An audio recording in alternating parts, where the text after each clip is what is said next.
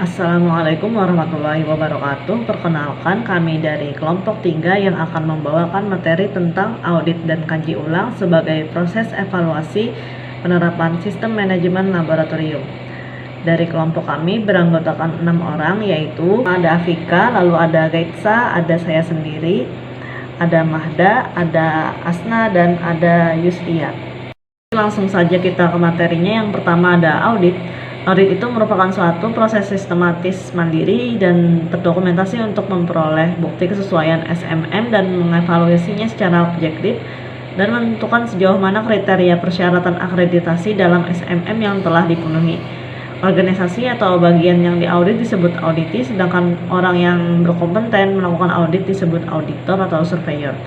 Dari 3 macam audit yang dikenal dalam standar SMM, ada audit internal atau self assessment, lalu ada audit pihak ketiga dari lembaga akreditasi independen, dan ada yang terakhir yaitu surveillance.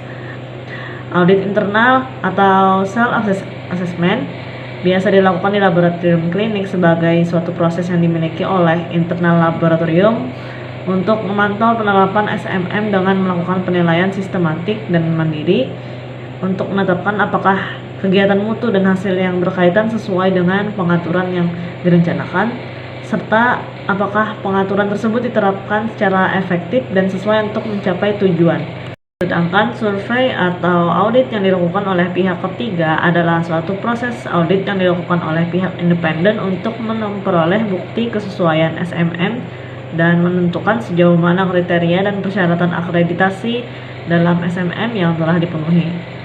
Lalu ada surveillance, yang artinya adalah suatu proses pengawasan dan pemantauan secara periodik melalui proses audit yang dilakukan oleh pihak ketiga untuk membuktikan bahwa SMM yang telah dilakukan secara konsisten dan memenuhi kriteria dan persyaratan akreditasi yang telah ditetapkan.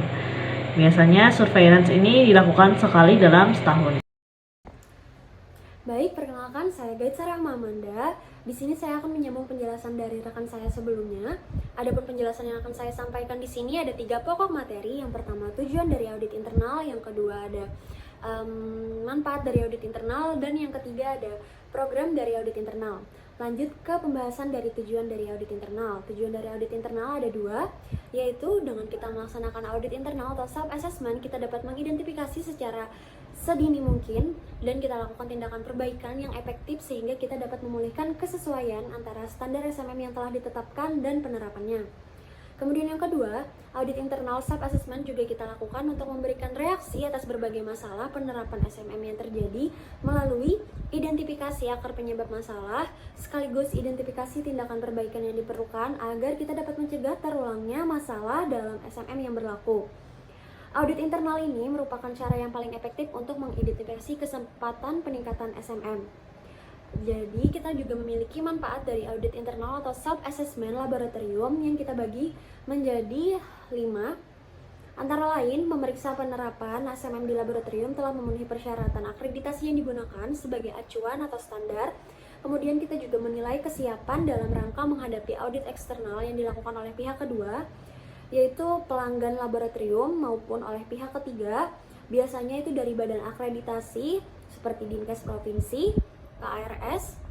Kemudian yang ketiga, untuk memenuhi ketentuan yang disyaratkan oleh pelanggan apabila ditetapkan dalam suatu kontrak. Yang keempat, melindungi investasi yang telah dikeluarkan oleh pembuatan SMM dan mencegah biaya yang timbul yang berkaitan dengan kegagalan SMM. Baik, melanjutkan ke materi selanjutnya, yaitu program dari audit internal. Jadi, seorang manajer mutu harus bertanggung jawab untuk melakukan perencanaan, pengorganisasian, dan mengevaluasi pelaksanaan dari audit internal.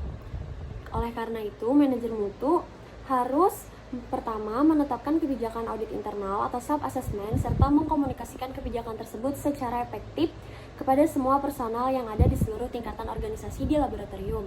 Kemudian, manajer mutu juga harus menetapkan personal laboratorium sebagai ketua dan anggota tim untuk penerapan program audit internal self assessment serta memenuhi dari kebutuhan sumber daya yang diperlukan. Kemudian yang ketiga, manajer mutu harus membuat prosedur yang sedemikian rupa sehingga hasil audit internal atau self assessment dapat dijadikan umpan balik kepada manajemen serta digunakan sebagai pertimbangan kaji ulang manajemen secara periodik. Jadi, program audit internal adalah gabungan dari satu atau lebih audit yang direncanakan untuk kerangka waktu tertentu dan diarahkan ke sasaran tertentu. Ketika program audit internal atau self-assessment dikomunikasikan pada semua tingkatan dalam organisasi laboratorium, maka manajer mutu harus menjelaskan yang pertama, mengapa keputusan tersebut dibuat, yang kedua, apa arti program dari audit internal atau self-assessment bagi laboratorium, yang ketiga, bagaimana program tersebut akan berdampak terhadap fungsi laboratorium, dan yang keempat, manfaat apakah yang akan diperoleh dari program audit internal atau self-assessment. Dan semua informasi tersebut kita butuhkan oleh auditor yang menjadi personal yang melakukan proses audit dan auditi dari organisasi yang diauditnya, serta merupakan pengenalan program audit internal atau self-assessment bagi personal laboratorium lainnya. Berikut adalah contoh form yang dipakai dalam audit internal. Nah, ini adalah contoh form yang biasa dipakai dalam audit internal atau self-assessment. Baik, selanjutnya, agar program audit internal atau self-assessment ini dapat mencapai sasarannya, setiap personal dari laboratorium harus memahami tujuan dari program, khususnya dalam hal yang pertama mengkonfirmasikan bahwa SMM yang sedang diterapkan sudah dilakukan tepat seperti yang diharapkan. Kemudian yang kedua, apabila terjadi ketidaksesuaian dalam SMM yang ditemukan saat audit internal, maka dokumen, rekaman, sumber daya, dan pelatihan akan diperiksa, serta tidak menyalahkan personel terkait. Dan yang ketiga, program audit internal akan dilaksanakan secara positif dan konstruktif sehingga manajer mutu maupun pelaksananya dapat mengidentifikasi cara yang terbaik untuk meningkatkan dari SMM laboratorium. Nah, dengan demikian manajer mutu merupakan focal point dalam program audit internal.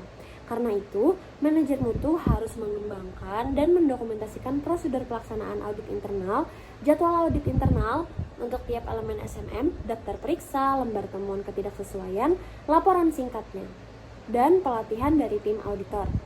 Selain itu, manajer mutu juga harus memutuskan bagaimana dan kapan hasil program audit internal harus dijadikan perhatian oleh manajemen laboratorium. Selanjutnya, pada tahap awal program audit internal atau self-assessment, manajer mutu akan berperan penting pada setiap kegiatan tahapan audit. Setelah program tersebut berjalan lancar, maka manajer mutu biasanya menunjuk personal yang terlatih dan mampu untuk dijadikan tim audit. Adapun kualifikasi yang diperlukan untuk tim audit antara lain yang pertama, memahami konsep dasar SMM sesuai persyaratan akreditasi yang telah ditetapkan. Kemudian juga memiliki pengetahuan SMM yang telah diterapkan di laboratorium dan memiliki pengetahuan tentang metode pengujian atau pemeriksaan yang memadai, juga mampu melakukan penyelidikan dan analisis situasi, juga memiliki kemampuan berkomunikasi dengan technical judgment atau intuitif yang baik, dan memiliki sikap dan perilaku yang baik. Lanjut ke bagian pengetahuan dan keterampilan yang diperlukan sebagai tim audit. Jadi, untuk menyukseskan program audit internal self-assessment, personal yang terpilih sebagai tim audit perlu dilatih dalam hal pengetahuan dan teknik audit sebelum menjalankan audit internal atau self-assessment. Pengetahuan dan keterampilan tersebut meliputi di antara lain yang pertama, pemahaman konsep audit internal atau self-assessment-nya, kemudian pemahaman sasaran, tujuan, dan program audit internal, pengetahuan tentang bagaimana perencanaan dan melaksanakan audit, kemudian pengetahuan tentang apa yang akan diaudit dalam berbagai situasi audit, kemudian juga mengetahui teknik pengumpulan informasi yang efektif, dan pemahaman tentang aspek hubungan manusia dalam kaitannya dengan audit. Jadi, agar lebih efektif, manajer mutu pada umumnya mendapatkan pengetahuan tentang audit melalui partisipasi dalam pelatihan lead auditor atau ketua auditor yang biasanya diselenggarakan oleh badan akreditasi atau badan sertifikasi personal. Kemudian setelah itu, manajer mutu melakukan pelatihan terhadap tim audit melalui in-house training. Assalamualaikum warahmatullahi wabarakatuh. Saya Afika Nur Anggraini. Di sini saya ingin menjelaskan tentang persiapan audit internal.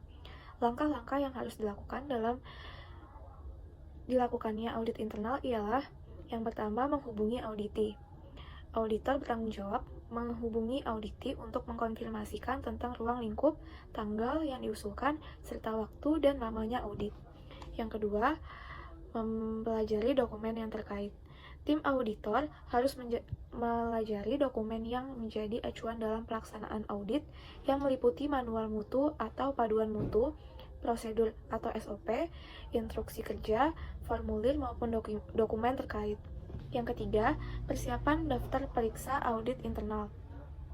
Daftar periksa audit internal diperlukan untuk membantu mengidentifikasi aspek penting dalam kegiatan di mana auditor akan melaksanakan audit. Yang keempat, persiapan perencanaan audit.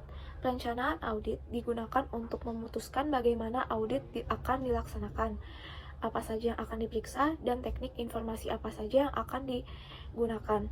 Yang kelima, menghubungi kembali auditi. Sebelum pelaksanaan audit, tim auditor sebaiknya menghubungi auditi lagi untuk mengkonfirmasi bahwa tanggal dan waktu masih tetap sesuai dengan yang disetujui dan tidak ada perubahan. Oke, baik. Perkenalkan, nama saya Nur Latifatul Asna. Di sini saya akan melanjutkan penjelasan dari teman saya. Yaitu selanjutnya ada proses audit internal. Yaitu setelah manajer mutu membuat program audit internal atau self-assessment dan menunjuk tim auditor. Selanjutnya tahapan yang umum digunakan untuk melaksanakan audit, yaitu yang pertama ada perencanaan, yaitu persiapan audit internal atau self-assessment. Yang kedua ada pelaksanaan, yaitu meliputi pertemuan pembukaan, pengumpulan bukti yang objektif berdasarkan pemeriksaan dokumen dan pengamatan langsung terhadap penerapan SMM. Yang selanjutnya ada pembuatan laporan hasil audit internal atau self-assessment, serta pertemuan penutup. Yang ketiga ada tindakan perbaikan, itu jika diperlukan, dan yang terakhir ada audit tindak lanjut. Selanjutnya perencanaan audit internal atau self-assessment.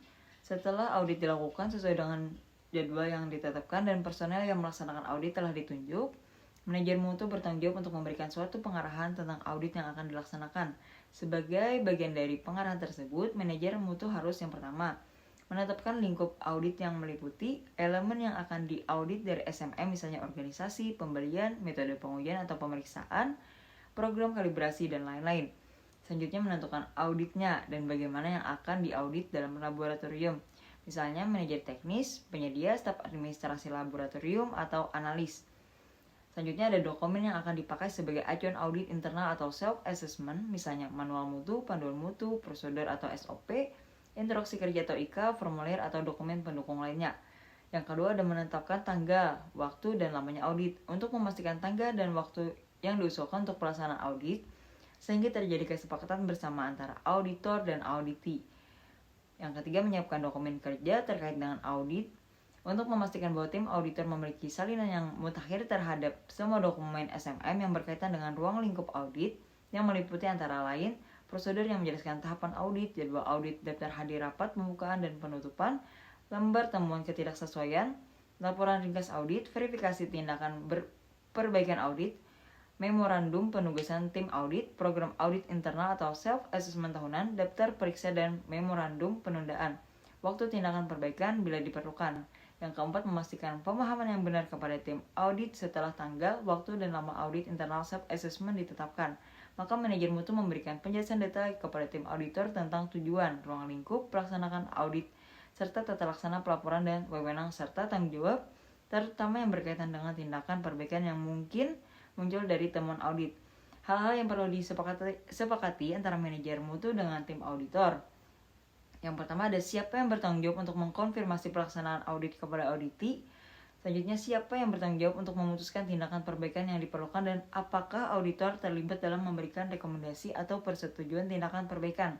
Nah, untuk menjawab pertanyaan-pertanyaan tersebut dengan baik, dokumen SMM seharusnya dapat menjelaskan secara rinci tentang pelaksanaan program audit internal atau self-assessment tersebut. Assalamualaikum warahmatullahi wabarakatuh.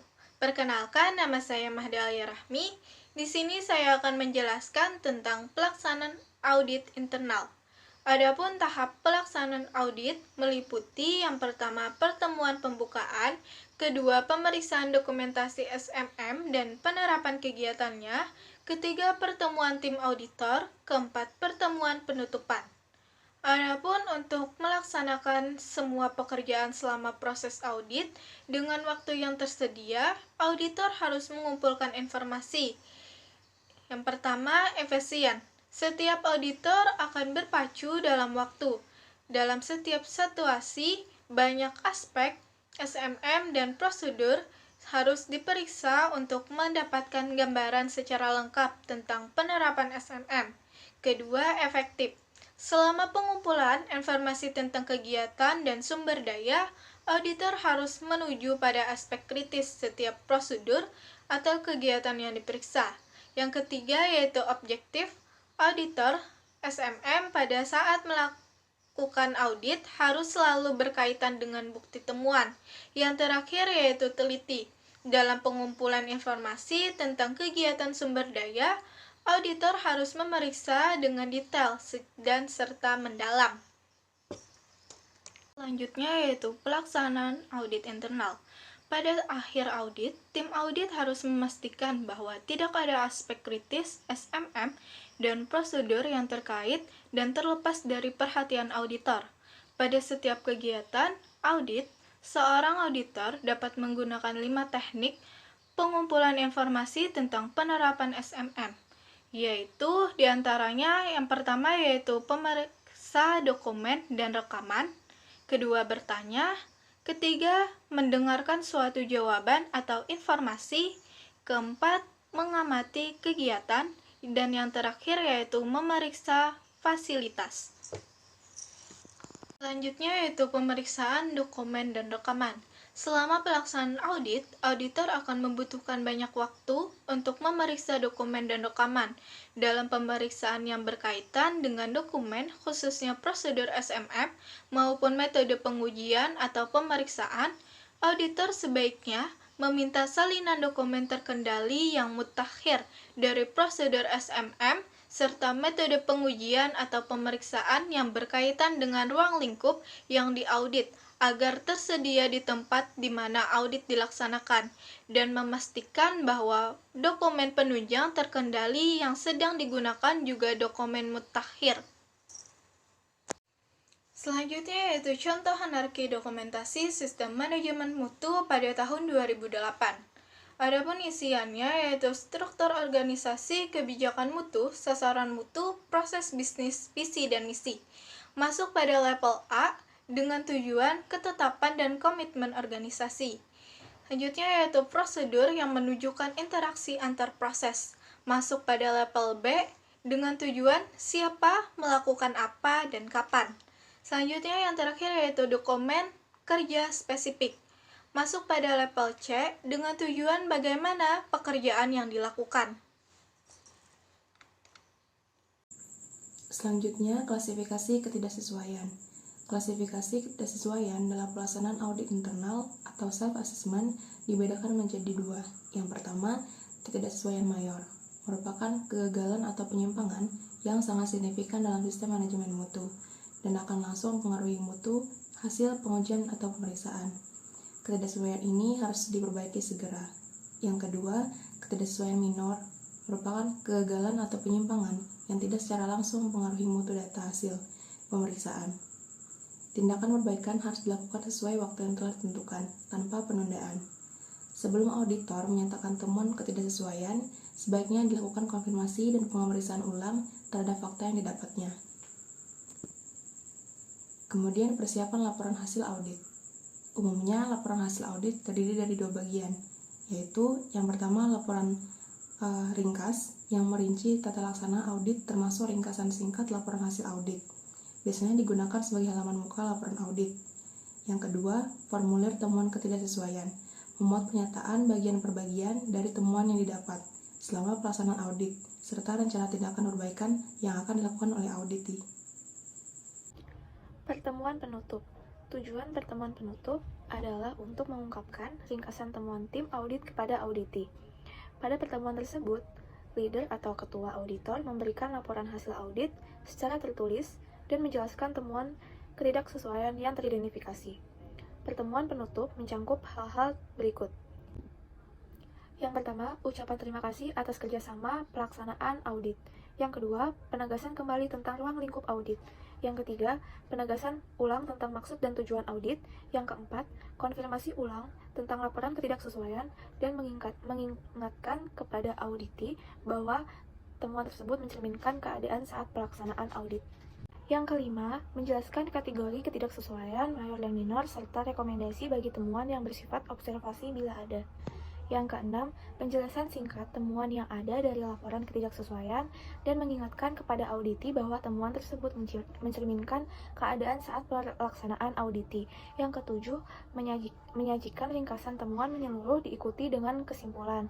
Yang kedelapan, meminta tanggapan kepada auditi atas temuan yang disajikan dan menjelaskan setiap perbedaan pendapat yang diungkapkan oleh auditi. Yang kesembilan, tim auditor memberikan kesempatan untuk tanya jawab kepada auditi. Yang ke-10, apabila auditi menyampaikan bahwa tindakan perbaikan dapat dilakukan, maka hal ini harus ditulis ke dalam lembar temuan ketidaksesuaian audit pada kolom tindakan perbaikan. Yang ke-11, meminta auditi untuk menentukan waktu dan tanggal penyelesaian tindakan perbaikan secara keseluruhan dan lead atau ketua auditor menjelaskan tahapan berikutnya, yaitu tindakan perbaikan dan audit tindak lanjut. Yang ke-12, meminta persetujuan dengan membubuhkan tanda tangan dari wakil auditi. Yang ke-13, memberikan salinan laporan ringkas audit dan lembar ketidaksesuaian. Yang ke-14, anggota tim audit mengedarkan daftar hadir. Yang ke-15, ucapan terima kasih serta permohonan maaf atas tindakan yang kurang berkenan. Rekaman mutu terkait dengan audit internal meliputi antara lain program audit internal tahunan, bidang kegiatan yang audit, jadwal audit internal, daftar hadir rapat pembukaan dan rapat penutupan, lembar temuan ketidaksesuaian, laporan ringkas audit internal, verifikasi tindakan perbaikan, audit internal, memorandum penugasan, tim audit internal, serta daftar periksa audit internal. Jika diperlukan, seluruh rekaman mutu tersebut harus dipelihara oleh manajer mutu dan dapat digunakan sebagai salah satu bahan pertimbangan peningkatan berkelanjutan atau penetapan sasaran mutu tahun berikutnya. Yang kelima, menjelaskan kategori ketidaksesuaian mayor dan minor serta rekomendasi bagi temuan yang bersifat observasi bila ada. Yang keenam, penjelasan singkat temuan yang ada dari laporan ketidaksesuaian dan mengingatkan kepada auditi bahwa temuan tersebut mencerminkan keadaan saat pelaksanaan auditi. Yang ketujuh, menyajikan ringkasan temuan menyeluruh diikuti dengan kesimpulan. Yang kedelapan, meminta tanggapan kepada auditi atas temuan yang disajikan dan menjelaskan setiap perbedaan pendapat yang diungkapkan oleh auditi. Yang ke-9, tim auditor memberikan kesempatan untuk tanya jawab kepada auditi. Yang ke-10, apabila auditi menyampaikan bahwa tindakan perbaikan dapat dilakukan, maka hal ini harus ditulis ke dalam lembar temuan ketidaksesuaian audit pada kolom tindakan perbaikan. Yang ke-11, meminta auditi untuk menentukan waktu dan tanggal penyelesaian tindakan perbaikan secara keseluruhan dan lead atau ketua auditor menjelaskan tahapan berikutnya, yaitu tindakan perbaikan dan audit tindak lanjut. Yang ke-12, meminta persetujuan dengan membubuhkan tanda tangan dari wakil auditi. Yang ke-13, memberikan salinan laporan ringkas audit dan lembar ketidaksesuaian. Yang ke-14, anggota tim audit mengedarkan daftar hadir. Yang ke-15, ucapan terima kasih serta permohonan maaf atas tindakan yang kurang berkenan. Rekaman mutu terkait dengan audit internal meliputi antara lain program audit internal tahunan, bidang kegiatan yang audit, jadwal audit internal, daftar hadir rapat pembukaan dan rapat penutupan, lembar temuan ketidaksesuaian, laporan ringkas audit internal, verifikasi tindakan perbaikan, audit internal, memorandum penugasan, tim audit internal, serta daftar periksa audit internal. Jika diperlukan, seluruh rekaman mutu tersebut harus dipelihara oleh manajer mutu dan dapat digunakan sebagai salah satu bahan pertimbangan peningkatan berkelanjutan atau penetapan sasaran mutu tahun berikutnya. Kemudian materi terakhir yaitu kaji ulang manajemen. Kaji ulang manajemen merupakan kegiatan terkoordinasi untuk mengarahkan dan mengendalikan organisasi sehingga pemenuhan kesesuaian secara efektif dan efisien dapat tercapai. Pimpinan laboratorium harus secara periodik menyelenggarakan kaji ulang pada sistem manajemen laboratorium dan kegiatan pengujian atau pemeriksaan untuk memastikan kesesuaiannya dan keefektifitasannya, serta untuk mengetahui perubahan atau peningkatan yang diperlukan. Sesuai dengan jadwal dan prosedur yang ditetapkan, kaji ulang manajemen dilakukan minimal setahun sekali. Kaji ulang manajemen dapat juga diselenggarakan jika ditemukan suatu isu serius dan berisiko pada operasional laboratorium. Selain kaji ulang manajemen yang diselenggarakan sesuai jadwal atau karena isu serius, maka disarankan juga untuk menyelenggarakan pertemuan rutin seperti forum yang berlangsung sepanjang tahun dan bersifat reguler, sehingga dapat memutuskan, memantau, serta menangani tindakan pencegahan dan perbaikan secara lebih cepat dan efektif. Tujuan kaji ulang manajemen adalah untuk mengevaluasi efektivitas dan efisiensi penerapan SMM di laboratorium sehingga dapat membantu mencapai kebijakan dan sasaran laboratorium, kemudian membantu mengendalikan operasional laboratorium, meningkatkan efektivitas dan efisiensi kinerja laboratorium dengan mengurangi ketidaksesuaian yang terjadi, dan yang terakhir ada memuaskan pelanggan dengan cara memenuhi kebutuhan mereka. Sesuai tanggung jawab dan wewenang masing-masing, para manajer laboratorium menyiapkan masukan dan melaporkan untuk kaji ulang manajemen yang mencakup informasi antara lain sebagai berikut. Yang pertama ada tindak lanjut kaji ulang manajemen terakhir serta pertimbangan berkaitan dengan pertemuan manajemen yang reguler.